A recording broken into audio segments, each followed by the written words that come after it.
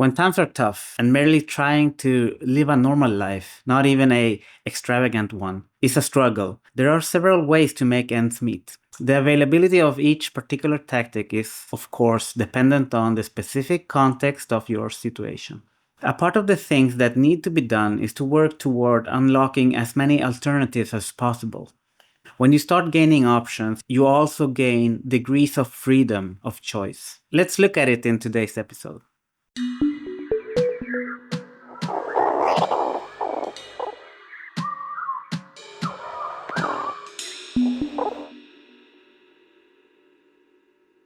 As the global economy fluctuates, it affects many households and especially vulnerable ones.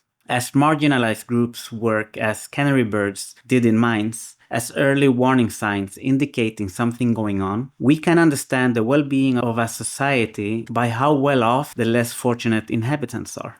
Time and place also dictates what tools or tactics a household can use to improve their situation. Ability and possibility to juggle having a family, working several jobs, opening a business, and ways to invest are essential for improving finances. By lowering monthly expenses combined with increasing the income, either by raising your main income or increasing the number of income streams, you are able to create wiggle room to position you well on the path to your goals. Having both short-term goal posts and the end game clear, any immediate sacrifices or compromises will be easier to stick to as they lead you closer to the life you want. It is no secret that living costs have increased. Neither is the claim that a lot of the world's poverty could have been solved by now with the total amount of wealth and societal advances we have reached in parts of the world. The consequences of the societal failure are then transferred to the individual. As long as the societal contract is not respected from one side, the disadvantaged group has no other choice than to organize and enforce the responsibilities that are owed.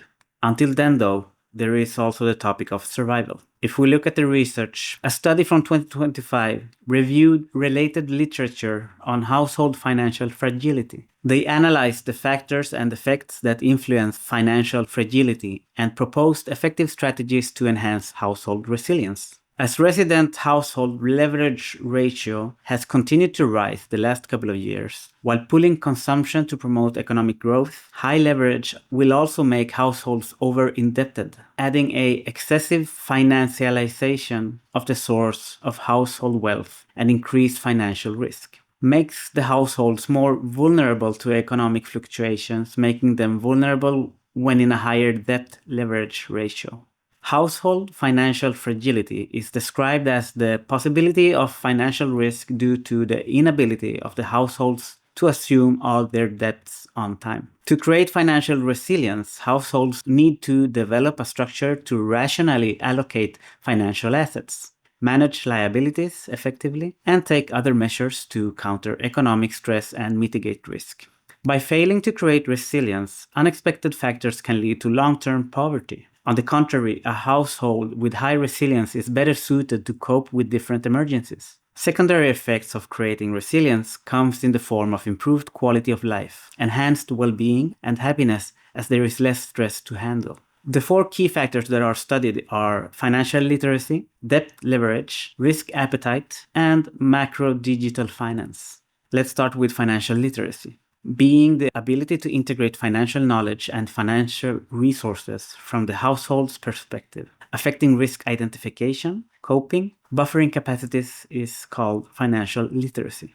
To grasp it in an easy way, lack of financial literacy can lead to inability to make judgments about interest rates and other financial risks. If we look at debt leverage, vulnerability manifests clearly with depth and overall increase of the leverage ratio. It may appear from the perspective of debt servicing pressure, high leverage augments negative effects of income volatility and relies on new indebtedness to maintain current level of consumption and/or to pay off existing debt. It also appears on the liquidity. The interest burden on the household can lead to short-term liquidity difficulties, increase debt default, and lead to fragility. Looking at household risk preferences. When facing financial difficulties, attitudes toward risk can affect the ability to steer out of the problem or into it further. Being a risk-averse individual augments the likelihood of being passive when facing emergencies, lacking the ability to cope with the issue. On the contrary, households that are risk-averse show improved initiative and proactiveness, seizing opportunities. Over to digital finance.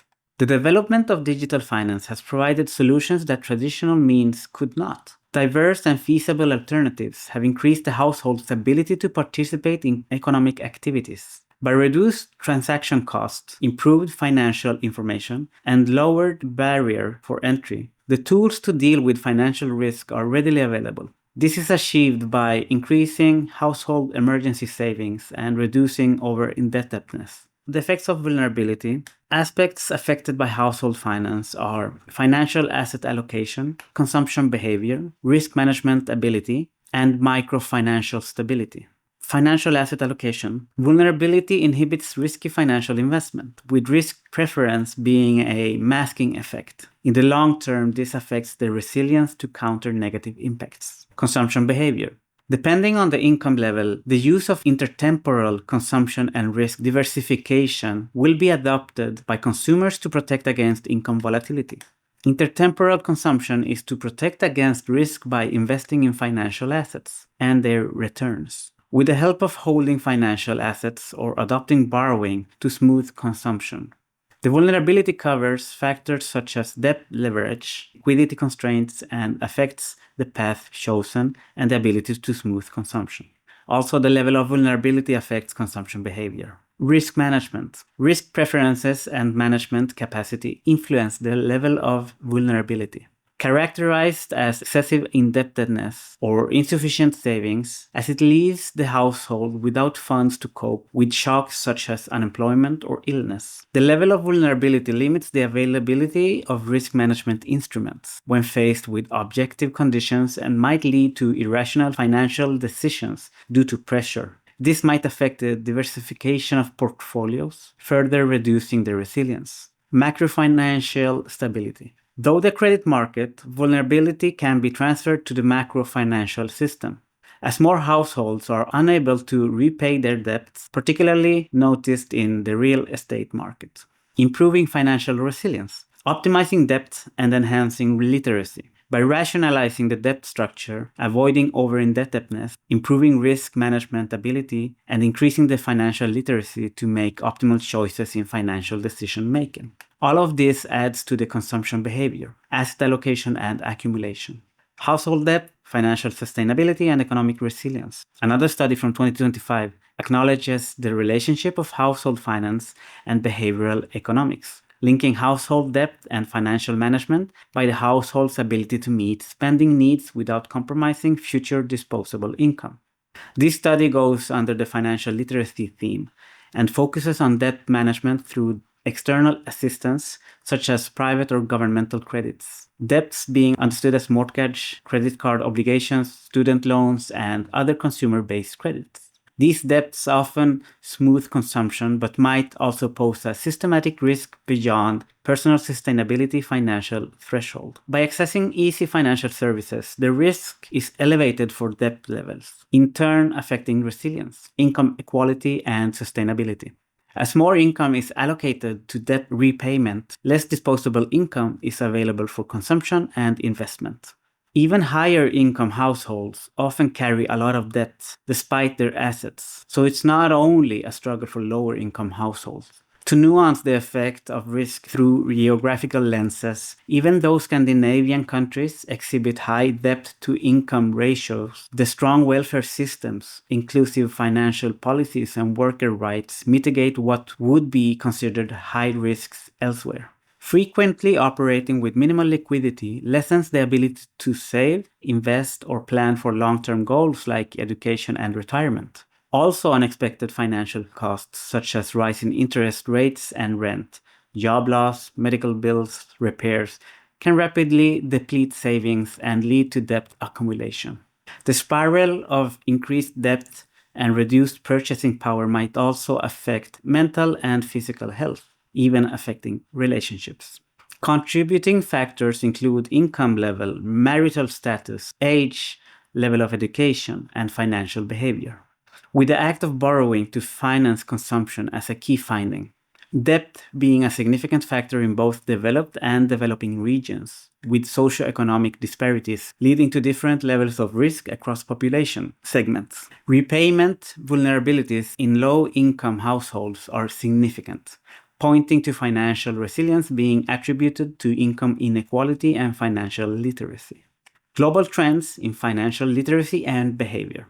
A bibliometric analysis from 2024 acknowledges that traditional theories grounded in rational decision-making fail to address significant deviations due to behavioral biases and systematic disparities.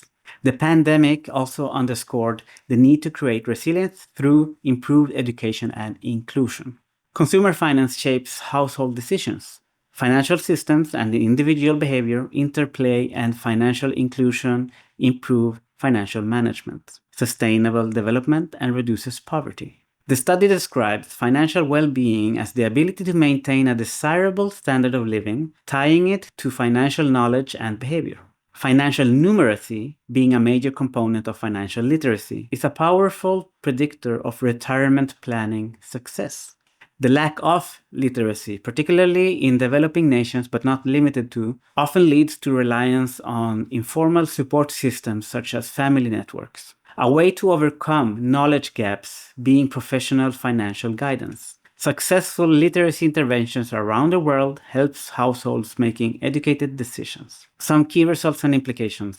Household debt is closely linked to financial vulnerability, with significant implications for individual well-being, specifically under conditions of economic uncertainty and inadequate social protection mechanisms. A financial environment that is favorable includes low household debt, complemented with robust savings and stable income streams. Financial literacy for understanding household debt, financial sustainability, and economic resilience is needed to improve.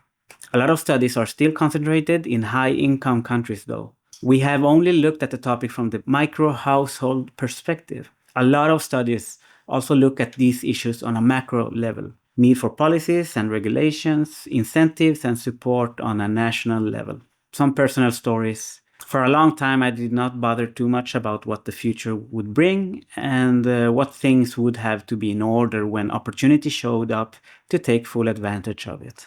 I was aware enough to understand that I knew too little about what I would want in the future, so I prepared by positioning me well with studies and experience close enough to where my interests were, so that when I finally understood where my destiny was at, I could just leap at the opportunity head on. I have heard that preparedness times opportunity equals luck, or something of the sort. Though I was very frugal as a kid and teenager, I aimed to live a fast life as a young adult with a focus on fun experiences. I had some rough relationships that depleted my resources by focusing on things that I thought I wanted at the time. A couple of tragedies later, where I lost relatives and partners, really pushed me to the deep end.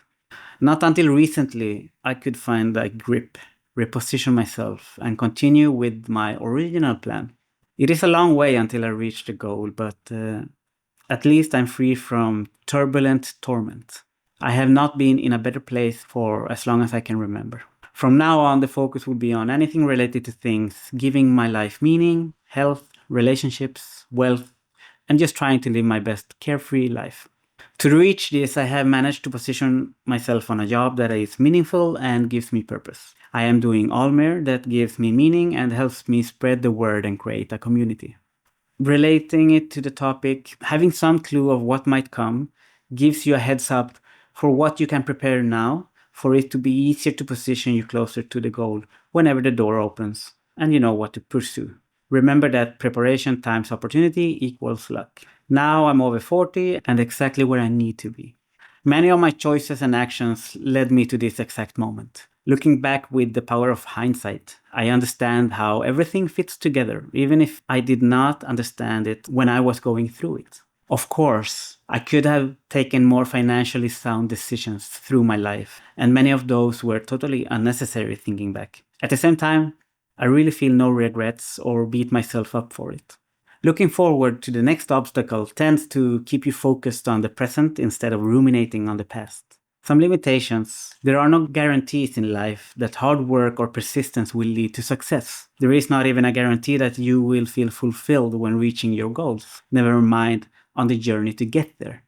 There are just too many variables to take into account. Add some nefariously rigged systems and randomness when choosing parents, and you are getting close to understanding the actual chances of success.